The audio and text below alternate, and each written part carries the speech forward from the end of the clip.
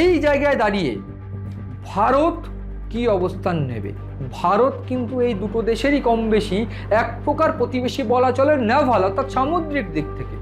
এবং যেটা আপনারা সবাই জানি, এই দুটো দেশের সঙ্গে ভারতের ব্যবসায়িক সম্পর্ক, কূটনৈতিক সম্পর্ক এবং মিলিটারি অর্থাৎ সামরিক দিক থেকে যে সম্পর্ক সেটাও স্ট্রং। সাউথ ইস্ট এশিয়ায় এই দুটো দেশকে কিন্তু বসে রাখা ভীষণ গুরুত্বপূর্ণ, সাউথ ইস্ট এশিয়ার রিজিয়নটাই দখল রাখার জন্য। ভারত প্রাথমিকভাবে এই দুটো দেশেই কিন্তু বেশ কিছু কূটনৈতিক সম্পর্ক, কূটনৈতিক যোগাযোগ ভারত আগে থেকেই বজায় রেখেছিল এবং বেশ কিছু কার্যকলাপ সেগুলো বলছিল।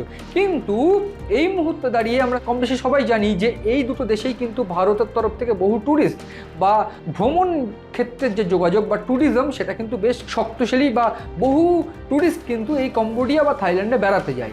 এই যে ব্যবসাটা ভারতের এবং এই দুটো দেশের, সেটা কিন্তু ক্ষতিগ্রস্ত হবে এবং শুধু ক্ষতিগ্রস্ত নয়, সেটা একেবারে ধ্বংসের মুখে পরিণত হতে পারে এই সংঘাতের ফলে। আমি শুরু করি ইন্ডিয়া থাইল্যান্ড দিয়ে। থাইল্যান্ড এবং ভারত, অর্থাৎ থাইল্যান্ড এবং ভারত কিন্তু একেবারে সামুদ্রিক দিক থেকে অনেকটা শক্তিশালী। তারা কিন্তু নিজেদের মধ্যে যোগাযোগ স্থাপন করে এবং বলতেই হবে আমাকে বিমস্টেক অর্থাৎ বে of Bengal initiative for multi sectoral technique and economic cooperation, অর্থাৎ টেকনিক্যাল ক্ষেত্র এবং বিভিন্ন ক্ষেত্রে ইকোনমিক্যাল অর্থাৎ অর্থনৈতিক যে বোঝাপড়া বা সম্পর্ক, এই বিমস্টেকের যে সম্মেলন, সেই সম্মেলন কিন্তু এই ভারত থাইল্যান্ডের সঙ্গে যুক্ত। অর্থাৎ বিমস্টেক যে সংগঠন, যে একটা কর্পোরেশন, যেইখানে দাঁড়িয়ে এই বেশ কয়েকটি দেশকে নিয়ে তাদের বিভিন্ন ক্ষেত্রে স্পেসিফিক যে অর্থনৈতিক যে বিজনেস বা অন্যান্য ক্ষেত্রে যে টেকনিক্যাল দিক থেকে ভারতের বা অন্যান্য দেশের সঙ্গে যে যোগাযোগ এই বিমস্টেক মারফত, সেটা কিন্তু থাইল্যান্ডের সঙ্গে ভারতের রয়েছে। এবং এই বিমস্টেক সম্মেলন ইতিমধ্যে আমরা দেখেছি, সেইখানে ভারত অর্থাৎ নরেন্দ্র মোদী সম্প্রতি কিন্তু তিনি যোগদান করেছেন সেই সম্মেলনে গিয়ে। এই বাংলাদেশ অর্থাৎ আমাদের প্রতিবেশী দেশ বাংলাদেশের ইন্টারিম গভর্নমেন্টের প্রধান, যে অন্তর্বর্তী সরকার প্রধান মোহাম্মদ ইউনূসের সঙ্গে এই বিমস্টেক সম্মেলন থেকে তারা বৈঠক করেছিলেন। বিমস্টেক সম্মেলন ভীষণ গুরুত্বপূর্ণ এদিক থেকে। পাশাপাশি এই থাইল্যান্ডের সঙ্গে কিন্তু রীতিমতো 18 মিলিয়নের ব্যবসাও চলে সামুদ্রিক দিক থেকে। পাশাপাশি 180 মিলিয়নের ব্যবসা চলে বিভিন্ন ক্ষেত্রে একেবারে এয়ার মারফত।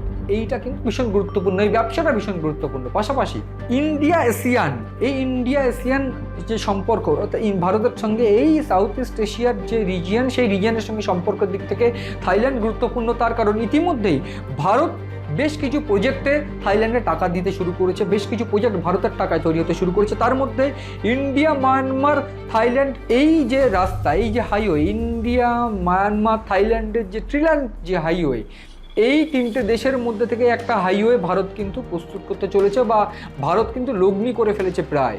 সেই যে হাইওয়ে তৈরির কাজ ইতিমধ্যে শুরু হয়ে গিয়েছে, সেই হাইওয়ে কিন্তু ভারত একটা বড় রকমের টাকা দিতে চলেছে। সেই জায়গায় দাঁড়িয়ে এই ক্ষেত্রে ভারতের যে নর্থ ইস্ট রিজিয়ন কিন্তু সাউথ ইস্ট এশিয়ার সঙ্গে যোগ হতে চলেছে এই রাস্তাটা ধরেই। কোনোভাবে এই হাইওয়েটা যদি তৈরি হয়ে যায়, সেক্ষেত্রে ইন্ডিয়া, থাইল্যান্ড, মায়ানমার হয়ে এই যে সাউথ ইস্ট এশিয়া যে বিজনেস, যে মার্কেটটা, সেটা কিন্তু ভারত খুব সহজে ধরে ফেলতে পারবে নর্থ ইস্টকে কানেক্ট করে। এই জায়গায় দাঁড়িয়ে কিন্তু আরও একটা বিষয় ভীষণ গুরুত্বপূর্ণ, ভারতের যে সিকিউরিটি, প্যাসিফিক যে সিকিউরিটি, সেই সিকিউরিটির কিন্তু বেশ কিছুটা থাইল্যান্ড বিভিন্ন ক্ষেত্রে তারা হেল্প করে এবং ভারতীয় সেনা কিন্তু থাইল্যান্ডকে হেল্প করে। বিভিন্ন ক্ষেত্রে তারা যৌথ মহড়াও কিন্তু মাঝে মাঝে চালায় নিজেদের মধ্যে বন্ডিংটা শক্ত রাখার জন্য। এটা ভীষণ গুরুত্বপূর্ণ। তার কারণটা আমি একটু বাদে বোঝানোর চেষ্টা করব। এইবার আমি বোঝানোর চেষ্টা করব এক্স্যাক্টলি এই জায়গায় দাঁড়িয়ে কম্বোডিয়ার সঙ্গে সম্পর্কটা কি। একদিকে তো গেল থাইল্যান্ডের সঙ্গে সম্পর্ক, কিন্তু কম্বোডিয়ার সঙ্গে সম্পর্কটা কি?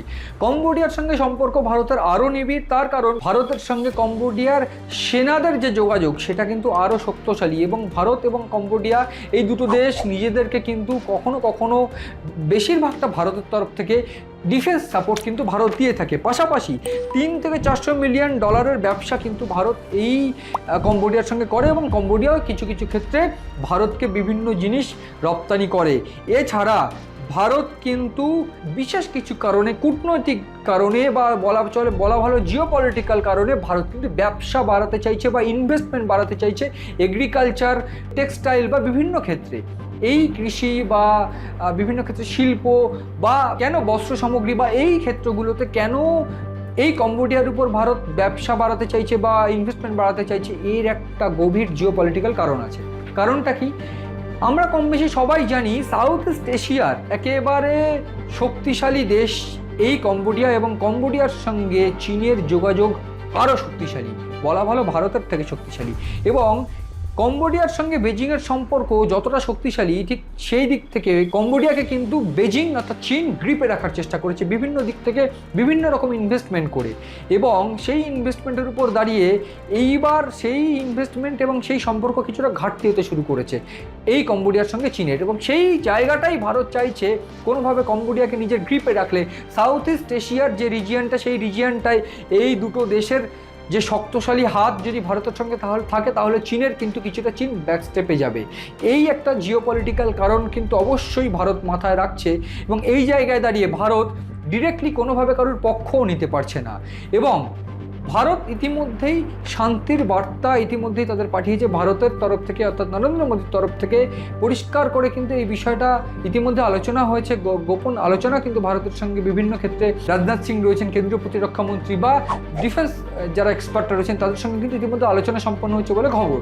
কিন্তু প্রাথমিকভাবে এই জায়গায় দাঁড়িয়ে কোনোভাবেই ভারত কারোর পক্ষ নিতে পারছে না। এবং জিওপলিটিক্যাল দিক থেকে দেখতে গেলে চীন কিন্তু কম্বোডিয়ার আরও শক্তিশালী অস্ত্র বা আরও শক্তিশালী হ্যান্ডস, এই হ্যান্ডস বর্তমানে দাঁড়িয়ে কিছুটা বাণিজ্যিক দিক থেকে কিন্তু কম্বোডিয়ায় সরে এসেছে। কারণ বেশ কিছু ক্ষেত্রে কম্বোডিয়ার উপর বেশ কিছু শর্ত বারবার করে তারা চাপায় বা চীন চাপায়। এবং ভারত যে ট্রেড বা যে বাণিজ্য করে কোনো শর্ত ছাড়া ভারত ব্যবসা বাণিজ্য করে তাদের সাথে। এবং এই ব্যবসা বাণিজ্যের উপর দাঁড়িয়ে কম্বোডিয়া লাভবান হয়েছে। এবং কম্বোডিয়ার দিক থেকে এই বিষয়টা একেবারে স্পষ্ট যে ভারতের সঙ্গে ব্যবসা করলে তাদের সমস্যা কমবে বরং বাড়বে না।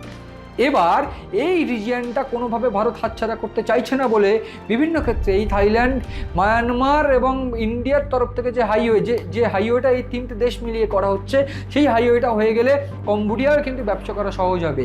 এই বিষয়টা খুব গুরুত্বপূর্ণ। ফলে এই যে পরিস্থিতি যে কম্বোডিয়া এবং থাইল্যান্ড, এই কম্বোডিয়া এবং থাইল্যান্ড প্রাথমিকভাবে কী নিয়ে লড়াই করছে আমি বললাম, ইমিডেল যে ট্রায়াঙ্গেল এবং সেইখানে প্রিয়াভিয়ার যে মন্দির, সেই মন্দির নিয়ে তাদের সঙ্গে সংঘাত, সেই সংঘাত একেবারে যুদ্ধ আকার পরিস্থিতি নিয়েছে।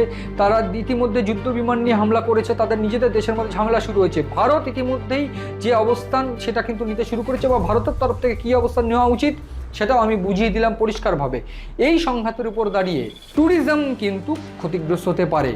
একেবারে তথ্য বলছে প্রায় $700 মিলিয়ন, সেটা কিন্তু ভারত এবং এই কম্বোডিয়া এবং আলাদাভাবে থাইল্যান্ডের সঙ্গে তারা ব্যবসা করে, ভারত ব্যবসা করে। এবং এই $700 মিলিয়ন প্রত্যেক বছর ক্ষতি কম্বোডিয়া এবং এই থাইল্যান্ডের যদি এই ব্যবসা বন্ধ হয়ে যায়, এই ট্যুরিজম বন্ধ হয়ে যায়। এই ট্যুরিজমের দিক থেকে ইতিমধ্যেই যদি কোনো ভারতীয় ট্যুরিস্ট সেখানে আটকে থাকে তাদেরকে ফিরিয়ে আনার জন্য যে ব্যবস্থা সেটা ইতিমধ্যেই একেবারে গ্রহণ করা হয়েছে। কিন্তু এই ব্যবসা যদি বন্ধ হয়ে যায় সেক্ষেত্রে দুটো দেশ কিন্তু একটা বড় ধরনের ঝুঁকির সম্মুখীন হবে। এবং ভারতের তরফ থেকে এই দুটো দেশের পক্ষে বা এই দুটো দেশের সংঘাতে কোনো অবস্থান গ্রহণ করা এই মুহূর্তে যেমন শক্ত, এই মুহূর্তে ভারতের উচিত ধীরে চলো নীতি বা গো উইথ ফ্লো নীতি। সেক্ষেত্রে এই দুটো দেশের সংঘাত কোন পরিস্থিতির দিকে গড়া এবং কোন অবস্থায় দাঁড়িয়ে তাদের যুদ্ধবিরতি হয় নাকি তাদের মধ্যে সংঘাত আরও গভীর হয় বা আরও তীব্র হয়, সেদিকে নজর রয়েছে আমাদের। নজর রাখুন আপনার।